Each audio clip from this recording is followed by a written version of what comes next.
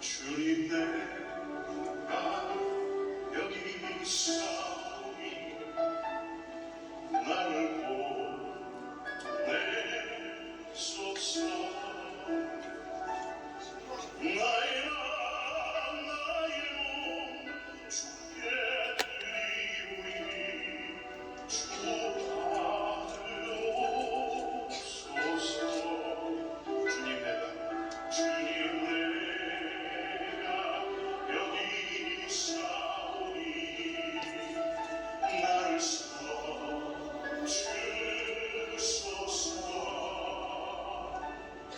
가진 것 모두 다 주께 드리오니 주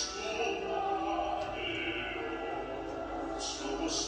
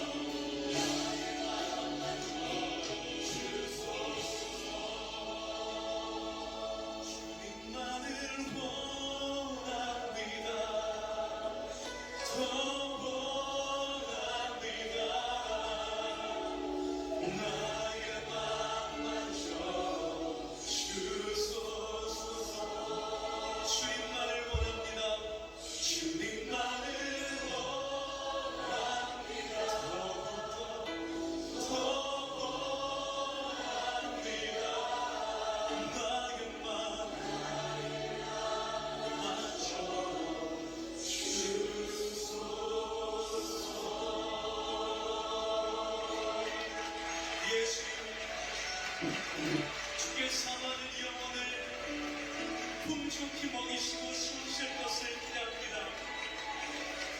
주님 그렇게 하실 주님을 기대하며 찬양합니다. 할렐루야 할렐루야 아멘 할렐루야. 주님을 기대합니다. 주님을 기대합니다. 아멘 할렐루야 아멘.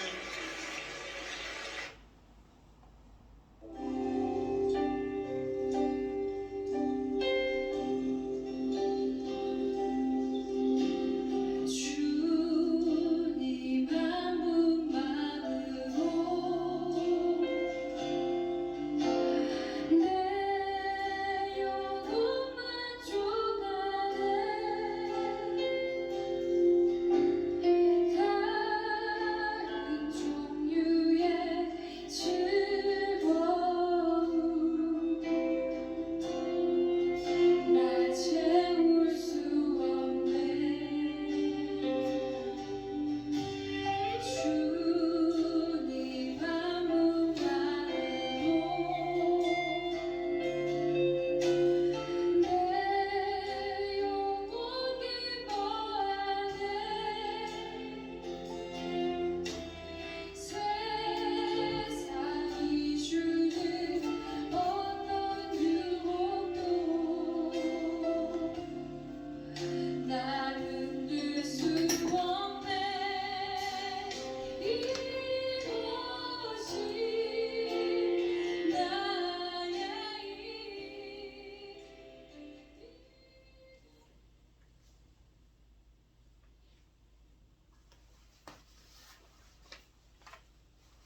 9월 25일 주일 밤 예배를 시작하도록 하겠습니다.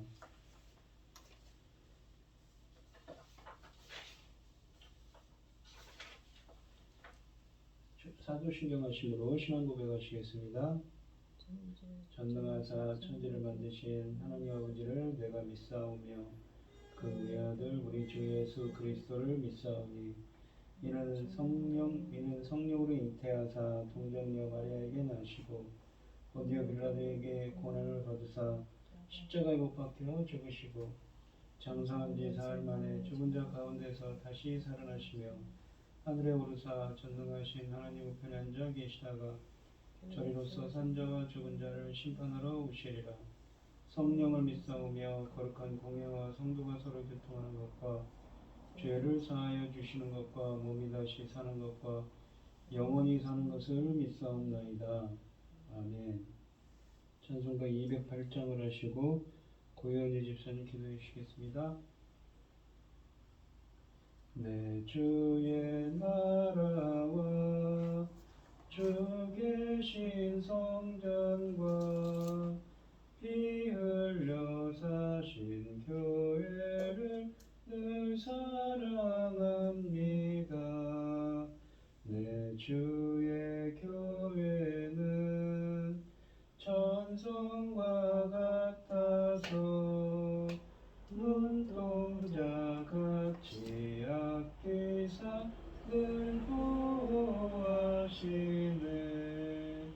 이 교회 위하여 눈물과 기도로 내 생명 다하기까지 늘 봉사합니다.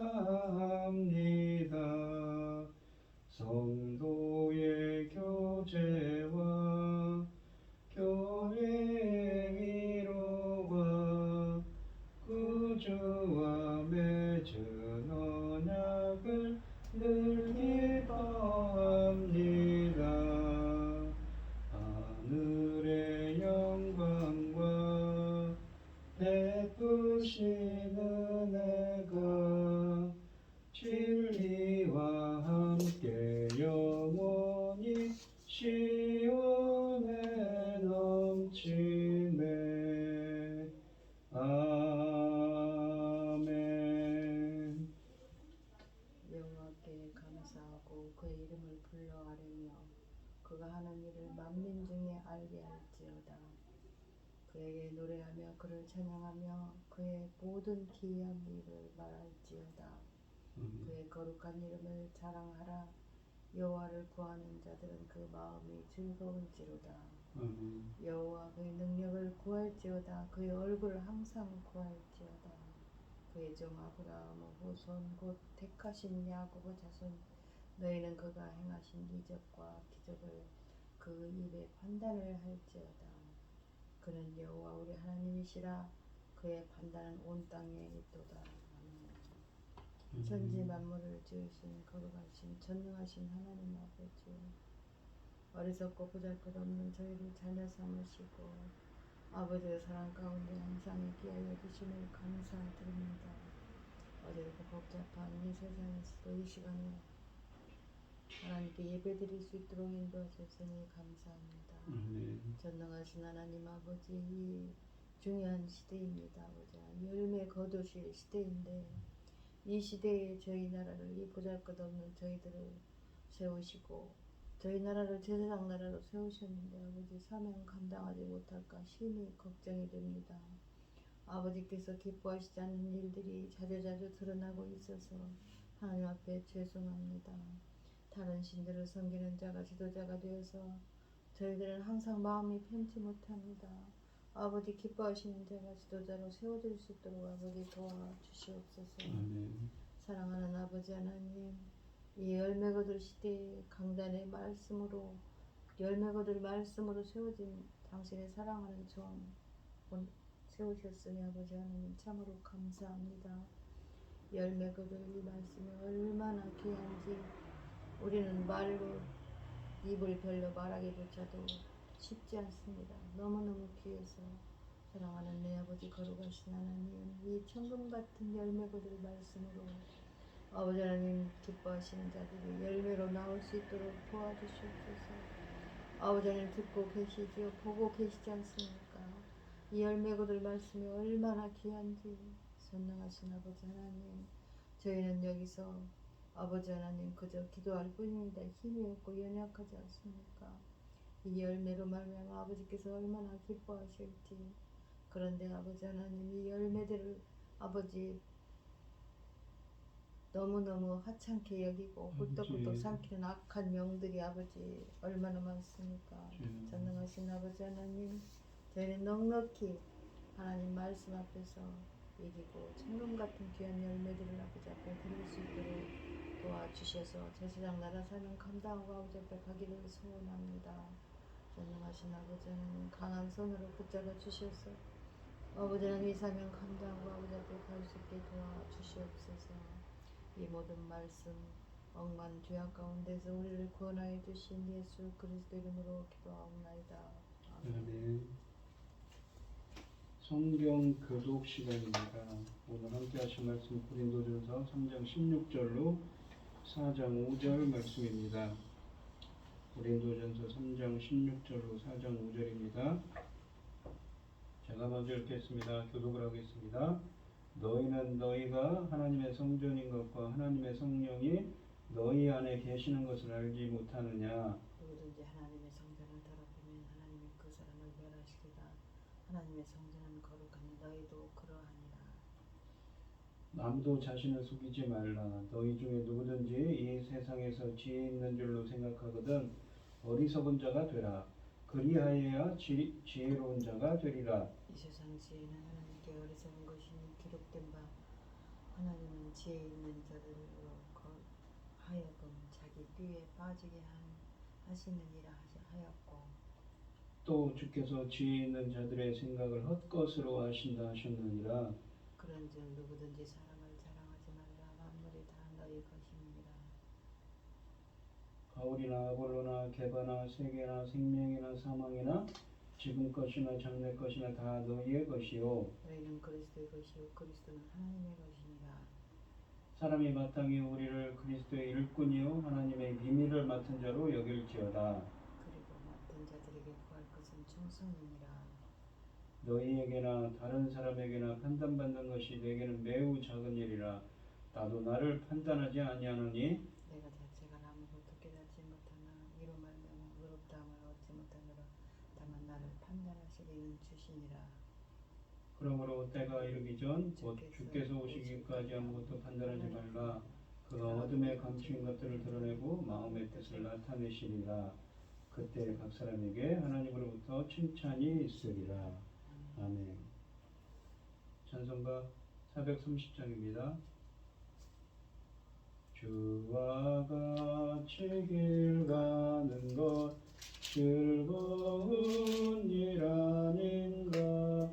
우리 주님 걸어가신 발자취를 밟겠네. 한 걸음 한 걸음 주 예수와 함께 날마다 날마다 우리 걸어가리. 어린아이 같은 우리 미련하고 약하나 주의 손에 이끌리어 생명길로 가겠네. 한 걸음 한 걸음 주 예수와 함께 날마다 날마다 우리 걸어가리. 꽃이 피는 들판이나 험한 골짜기라도 주가 인도하는 대로 주와 같이 가겠네. 한 걸음 한 걸음 주 예수와 함께 날마다 날마다 우리 걸어가리. 옛 선지자의 녹같이 우리들도 천국에 들려 올라갈 때까지 주와 같이 걷겠네. 한 걸음 한 걸음 주 예수와 함께 날마다 날마다 우리 걸어가리. 아멘. 오늘 함께 하실 하나님의 말씀의 제목은 하나님의 성전 하나님의 것입니다. 성도는 성령이 거하시는 성전이요 만물의 상속자이기에 주께서 판단하실 때까지 섣부른 판단이나 분열로 성전의 거룩함을 훼손하지 않아야 된다고 본문에서 말씀하십니다. 고린도 교회에는 파벌주의가 있었고 이 잘못된 가르침 때문에 고통을 분쟁이 있었습니다. 그래서 사도 바울이 고린도 교회에 편지를 썼지요. 16절 말씀을 보시면 너희는 너희가 하나님의 성전인 것과 하나님의 성전이 성령이 너희 안에 계시는 것을 알지 못하느냐. 성전이라는 건 주님이 계시는 곳이 성전입니다. 그러니까 성령이 함께 하시기 때문에 성전이 되는 거죠. 하나님의 백성, 즉 예수 그리스도 안에 있는 모든 성도들은 하나님의 성전입니다. 그뿐만 아니라 하나님의 성령이 그들 안에 거하십니다. 성도들 개개인이 성령의 전이라는 말도 맞는 말이지만 바울이 여기서 특별히 교훈하고자 하는 내용은 교구, 교회, 즉 그리스도인의 공동체의 본질에 대한 것이었습니다. 이것은 신약 성경에서 공통적으로 등장하는 주제이기도 합니다. 하나님의 성전과 우상이 어찌 일치가 되리요? 우리는 살아계신 하나님의 성전이라. 이와 같이 하나님께서 이르시되 내가 저희 가운데 거하여 두루 행하며 나는 저희 하나님이 되고 저희는 내 백성이 되리라 하셨느니라 라고 고린도후서 6장 16절에 말씀하십니다. 또한 에베소서 2장 22절에는 너희도 성령 안에서 하나님의 거하실 처소가 되기 위하여 그리스도 예수 안에서 함께 지어져 간다고 하시죠. 고린도 사람들은 이방 성도들과 사당들을 많이 세운 것을 자랑으로 여겼습니다. 그러나 하나님을 위한 성전은 하나뿐입니다. 고린도 교회의 기독교인들이 바로 그것입니다.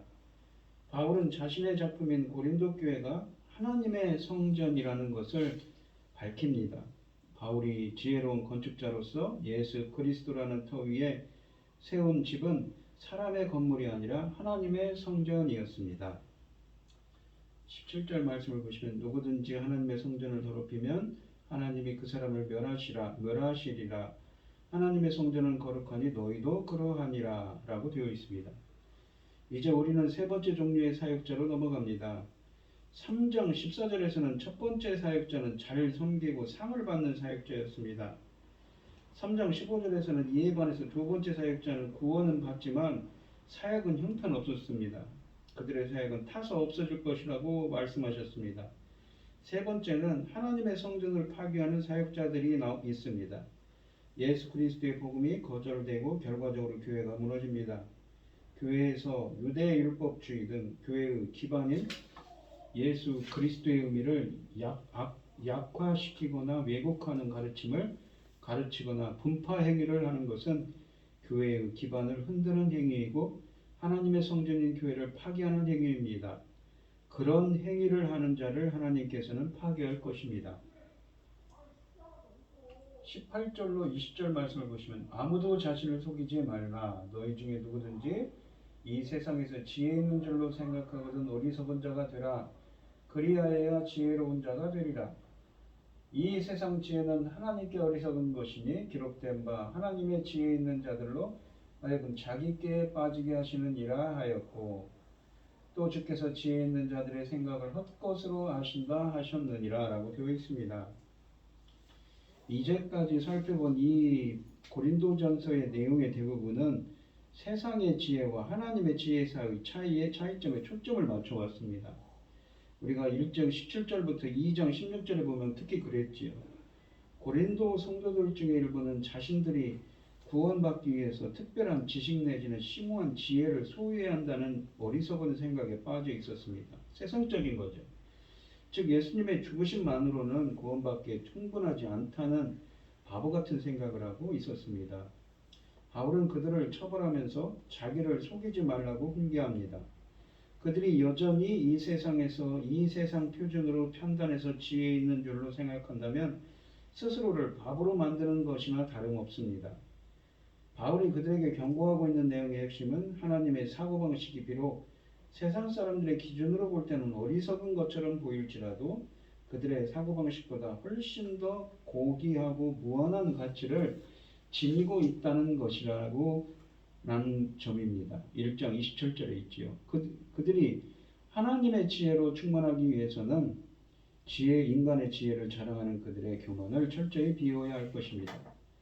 1장 18절에서 바울은 십자가의 도가 멸망하는 자들에게는 미련한 것처럼 보인다고 말씀하신 바 있습니다. 그런데 19절에서는 역으로 이 세상 지혜는 하나님께 미련한 것이라고 말씀하고 있습니다. 구약성경 중에서 두 권의 책이 이런 바울의 주장의 근거로 사용됩니다. 하나는 욥기 5장 12절인데 여기서 하나님은 지혜 있는 자들로 하여금 자기 괴율에 빠지게 하시는 분으로 나옵니다. 이 구절에서 말하는 지혜는 세상적인 지혜를 가리킵니다. 그리고 또 하나의 인용구는 시편 94편 11절인데 이 구절에서는 이 세상적인 지혜자들에 대해 다시 한번 언급하면서 주께서 지혜 있는 자들의 생각을 헛것으로 아신다고 경고합니다. 인간이 아무리 지혜로운 것처럼 보일지라도 하나님은 그보다 훨씬 더 지혜로우십니다. 지혜로운 인간이 할 수 있는 일 중에서 하나님의 이해력을 능가할 수 있는 일은 아무것도 없습니다. 하나님은 모든 사람들의 생각을 알고 계십니다. 지혜로운 사람들이 성취하는 일들은 어디까지나 이 세상에 국한될 뿐이지요. 그리고 세월이 흐르면 다 사라질 것이기 때문에 그들이 무슨 일을 하든 모두 허사일 뿐입니다. 21절에 보시면 그런즉 누구든지 사람을 자랑하지 말라. 만물이 다 너희 것임이라 라고 되어 있습니다. 그런즉이란 말에서 알 수 있듯이 바울은 이 앞에서 말한 18절로 20절의 말씀의 결론을 21절에서 내립니다. 이 시대의 지혜는 어리석고 하나님에 의해 좌절될 것이기 때문에 고린도 교인들은 세상의 지혜에서 떠나고 인간 지도자를 자랑하지 말아야 한다는 것이지요. 기본적으로 이 수사적인 능력을 근거로 하는 사역자들에 대한 자랑은 말 잘하는 사람들에 대한 그들을 의지하는 사역자들에 대한 그런 자랑은 성령을 소유한 사람들에게는 적합하지 않은 세속적인 사고방식입니다. 그들을 자랑하면 안 되는 이유는 21절 하반절에 나와 있습니다. 21절 하반절의 원문에는 왜냐하면 이라는 말로 시작합니다. 그런데 한글 성경에는 빠져 있죠. 왜냐하면은 자랑을 그만둬야 할 이유를 분명히 합니다. 바울은 만물이 다 너희 것이라고 말하는 이 주장은 매우 놀랍습니다. 바울의 의미는 다음 두 구절에서 드러나지만 중요한 점은 고린도 교인들이 사역자들 때문에 다투면서 수준 이하로 살고 있다는 점입니다. 그들은 파벌을 나누는 행동이 영적 진보와 지혜를 반영한다고 믿고 있습니다. 그러나 그들은 실제로 하나님이 그들에게 주시는 모든 것을 놓치고 있었던 것이지요. 22절로 23절에 보시면 바울이나 아볼로나 게바나 세계나 생명이나 사망이나 지금 것이나 장래 것이나 다 너희의 것이요 너희는 그리스도의 것이요 그리스도는 하나님의 것이니라 라고 되어 있습니다. 그러므로 고린도 교인들은 사람을 자랑하지 말아야 했습니다. 심지어 바울이나 아볼로나 게바와 같은 특별한 지도자들을 따르는 것에 대해서도 자랑을 금하는 것이 마땅했습니다. 성도들은 인간 지도자들을 말씀의 대상으로 삼아서는 믿음의 대상으로 삼아서는 절대 안 됩니다. 오로지 그리스도 예수만을 따라가야 하지요. 여기 나오는 다 너희의 것이요 라는 구절은 모든 성도들이 그리스도를 소유하고 있기 때문에 모든 것을 소유한 것이나 다름없다는 사실을 강조하는 표현입니다. 그들은 특정 지도자를 추종하는 것에 대해서 자랑할 이유가 전혀 없었습니다. 그것은 곧 스스로를 제한하는 것이나 다름없기 때문이지요.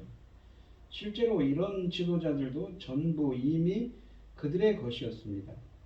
왜냐하면 세계나 생명이나 사망이나 지금 것이나 장래 것이나 다 너희의 것이라고 바울이 소리 높여 강조하고 있기 때문입니다.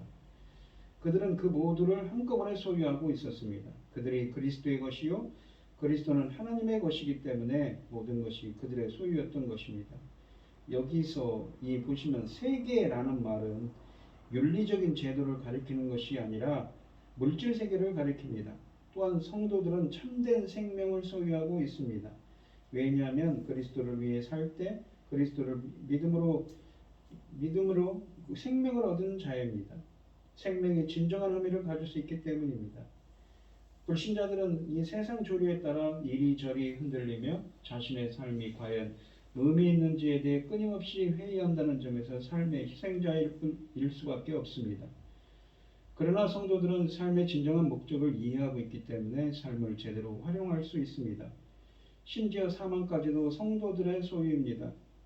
성도들이 죽음의 공포에 사로잡히지 않기 때문입니다. 불신자들은 사망을 두려워할 뿐 속수무책으로 당할 수밖에 없습니다. 그러나 예수 그리스도를 믿는 성도들은 그리스도께서 이미 사망을 이기셨기 때문에 사망은 하나님과 함께 영원한 삶으로 들어가는 통로임을 알 수 있습니다. 그런가 하면 지금껏 현재이나 장래 것인 미래도 역시 성도들의 소유입니다. 현재와 미래도 역시 하나님의 소유이며 그분이 이 모두를 주관하고 계시기 때문입니다.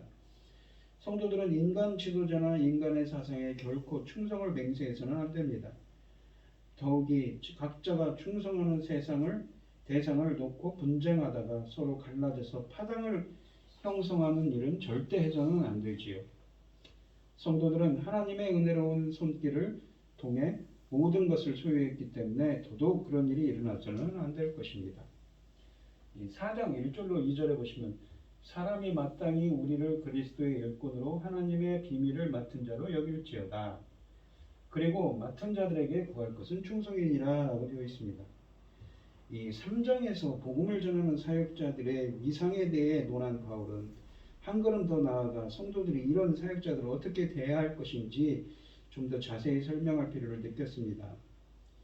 지도자들, 그러니까 바울 자신을 비롯해서 아볼로, 베드로, 기타 여러 사람들은 결코 충성할 대상이 아닙니다. 그들은 초자연적인 권능을 소유하지도 자기 나름대로 독창적인 교리를 내놓지도 않았습니다.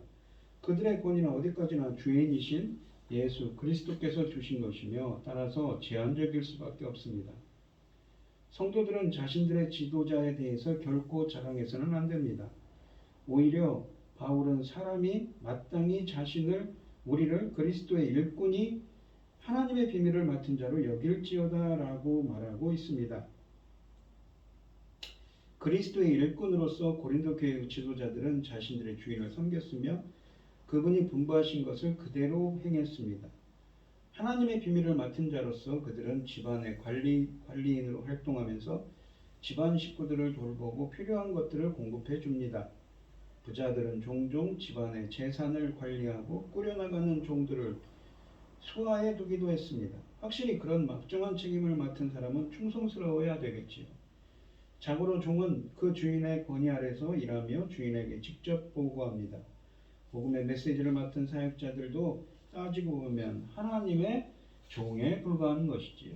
바울을 비롯한 다른 지도자들은 하나님의 비밀을 맡고 있었습니다. 여기에서 비밀이란 오직 비밀한 가운데 있는 하나님의 지혜를 말하는 것이니 곧 감추어졌던 것인데 하나님이 우리의 영광을 위하여 만세전에 미리 정하신 거라고 2장 7절에 말씀하시는 것을 가리킵니다.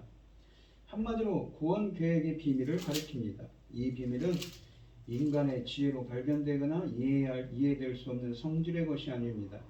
이 비밀은 오로지 하나님의 일꾼들에게만 맡겨져 왔으며 그들에게 비밀을 드러내 보여주셨습니다. 그들은 이것을 다른 사람들에게 주의 깊게 책임 있게 전했던 것입니다. 바울은 자신의 사역에서 인간적인 판단을 거부합니다. 처음에는 이상하게 보일 수도 있습니다. 바울은 그토록 자신감이 넘쳤다는 말인가요? 다른 사람이 뭐라고 생각하든 거기에 대해서는 도무지 관심도 없었던 것일까요? 사실 바울은 다른 사람들의 평가보다는 심지어 스스로 내린 평가보다도 그리스도께서 자신의 사역에 대해 뭐라고 말씀하시는지가 더 중요했습니다. 그러니까 이 하나님의 그 일꾼들은 어떻습니까? 하나님이 주신 그 비밀들을 맡은 자로서 그 비밀들을 보여주시고 주님이 보여주시고 그거를 전환한다는 얘기죠. 사람의 생각이 사람의 지혜가 아니란 이야기를 하는 것입니다. 그래서 3장에서는 그 사람의 지혜에 대한 이야기를 하다가 4장에 와서는 그 하나님의 진정한 일꾼들이 누군가에 대한 이야기를 하는 것입니다. 3절로 4절에 보시면 너희에게나 다른 사람에게나 판단받는 것이 내게는 매우 작은 일이라 나도 나를 판단하지 아니하노니 내가 자책할 아무것도 깨닫지 못하나 이로 말미암아 의롭다함을 얻지 못하노라 다만 나를 심판하실 이는 주시니라 라고 되어 있습니다. 고린도 교인들은 자신들이 최고라고 판단한 목회자와 자신들이 가장 좋아한 메시지를 놓고 논쟁을 벌였습니다. 그러나 바울은 그들의 판단을 완전히 물리쳤습니다. 인간의 판단은 인간의 지혜와 마찬가지로 하나님 앞에서 그야말로 무용지물이었습니다. 바울은 하나님께 부름을 받아 섬기는 사역을 했기 때문에 오로지 하나님께만 충성을 다했으며 자신의 성과를 판단할 때도 오로지 하나님만 바라봤습니다. 바울은 밭가는 종이 토지의 주인을 섬기는 것처럼 하나님만 섬겼습니다. 자신의 가르치는 스타일이나 메시지에 대해 다른 사람들이 뭐라고 생각하든 거기에는 전혀 관심이 없었습니다. 심지어 자신이 내린 평가조차도 의지하지 않았습니다. 그래서 나도 나를 판단하지 아니하노니라는 말을 하는 것입니다. 그는 자신의 내면을 들여다보았을 때 양심상 자책할 것이 아무것도 없다고 솔직하게 말할 수 있었습니다. 그러나 그 말이 곧 자신이 의롭다는 것을 뜻하는 것은 아닙니다. 주님만이 그런 판단을 내리실 수 있습니다. 바울은 하나님께만 책임을 다했으며 하나님께만 판단을 맡겼던 것이지요.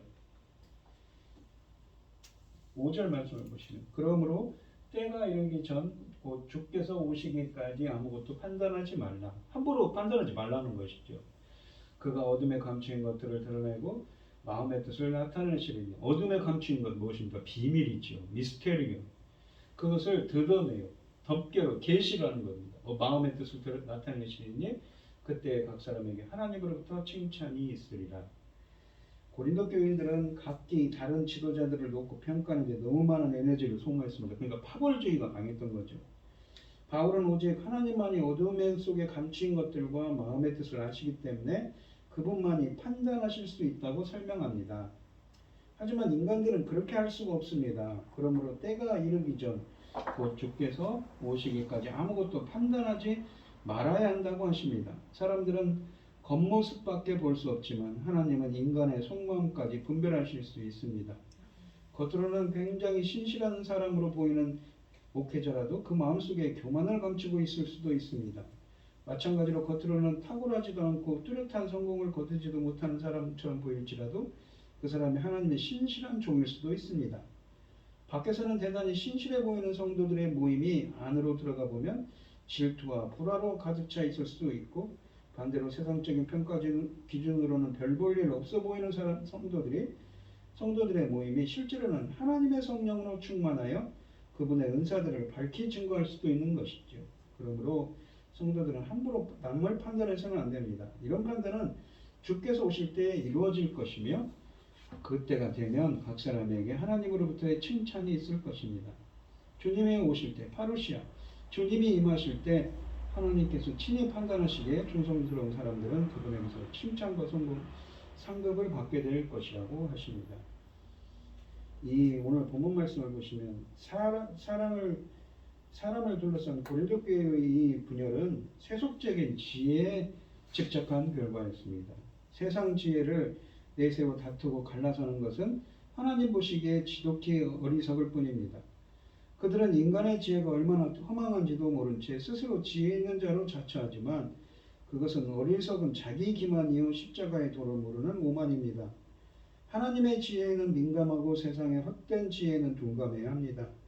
자기를 부인하여 화평을 이루는 하늘의 지혜를 추구하되 다툼을 일으켜 공동체를 위협하는 세속적인 지혜는 어리석은 사람이 되시기 바랍니다.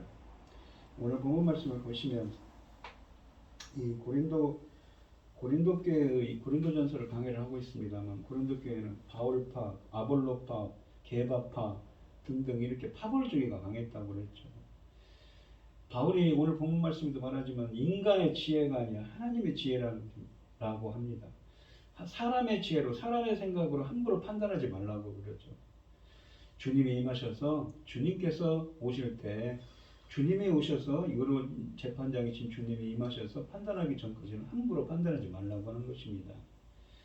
그래서 인간의 지혜가 무익함을 이야기하는 것이죠. 사람들은 겉모습만 판단하고 바울이 옳다, 게바가 옳다, 아볼로가 옳다고 얘기해서 파벌로 갈라진 그 고린도 교회 성도들에게 이야기하고 있습니다. 우리는 어떻습니까? 함부로 판단하지 말아야겠죠. 남에 대해서 함부로 험담해서는 안 되는 것입니다. 하나님의 지혜를 구하고 하나님의 뜻을 먼저 구하시기 바랍니다. 그래서 이 본문에 있는 것처럼, 바울이 말하는 것처럼 하나님께서 그 비밀 속에 감추인 것들, 어둠에 감추인 것들을 드러내실 때가 올 것입니다. 그때까지 인내하고 참고 견디는 여러분들이 되시기를 바랍니다. 기도하겠습니다. 하나님 아버지 감사합니다. 오늘 주신 하나님의 말씀처럼 그 하나님의 성전인 고린도 교회가 이렇게 분열되어서 바울파, 게바파, 아볼로파 등 사람들의 생각으로 누가 옳다 사람들의 생각으로 파벌주의가 서로 갈라져서 서로 다툼과 싸움이 일어났습니다. 그래서 바울은 말하지요. 인간의 지혜가 아니라고요. 사람의 지혜가 아니라 하나님의 지혜다. 주님이 임하셔서, 주님이 오셔서 그것을 감춘 비밀들을 드러내실 때까지 함부로 팔하지 말고 함부로 판단하지 말라고 합니다.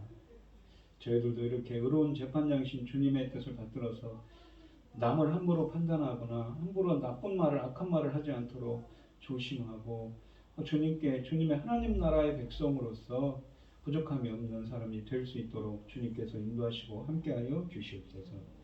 이 모든 말씀 거룩하신 하나님의, 이 모든 말씀 거룩하신 예수님의 이름으로 기도합니다. 아멘. 찬송가 431장입니다. 3절만 하시고 3절 하시고 축도하심으로 오늘 예배를 마치겠습니다. 주 안에 영생 있네, 주 안에 살자, 주 안에 천국 있네, 주 안에 살자. 불길이 지옥처럼 솟아올라도 주 안에 사는 생명 평화 넘치네. 아멘. 이제는 주 예수 그리스도의 은혜와 하나님의 극진하신 사랑과 성령의 교통하심이 성도들 머리머리 위에 이제로부터 영원히 함께 있을지어다. 아멘.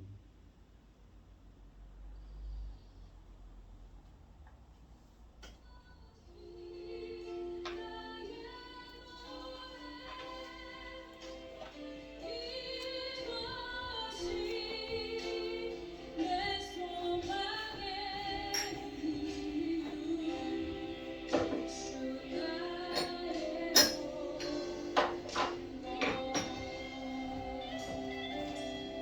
다시 한번 노래하겠습니다. 주님 한 번만으로 여기 4장 4절 4장 5절 네.